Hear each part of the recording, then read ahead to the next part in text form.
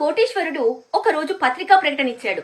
నేను చనిపోయాక నాతో పాటు తీసుకుపోవడానికి నా ₹1,00,00,000 కారును నేను ఇక్కడ ఒక పెద్ద గొయ్య తవ్వి దానిలో పెట్టిపోతున్నాను, ఈ రోజు నేను ఇలా చేస్తాను అని చెప్తాడు.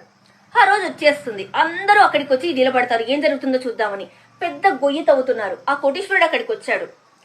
అందరూ తిడుతున్నారు, ఏంటంటే మీరు అంత విలువైన కారును అలా భూమిలో పెట్టేస్తే ఎవరికి ఉపయోగం ఉండదు కదా, దాని బదులు ఎవరికైనా ఇవ్వచ్చు కదా, ఉపయోగించుకుంటారు, అది ఎలాగో మీతో పాటు రాదు మీరు పోయాక అని చెప్తారు. అది నాకు తెలుసు, మీ అందరికీ ఒక సందేశం ఇవ్వడానికి నేను ఇలా చేశాను. అదేంటంటే మనలో కూడా కోట్లు విలువ చేసే ఎన్నో అవయవాలున్నాయి. మనం చనిపోయిన తర్వాత అవి ఎలాగూ మనతో పాటు రావు, మనకు పనికి రావు. అలాంటప్పుడు వాటిని ఎందుకు అవి దానం చేయడానికి మీరు ఏర్పాట్లు చేసుకోరు? అందరూ చేసుకోండి. ఈ విషయం మీకు చెప్పడానికే నేను ఇలా చేశాను.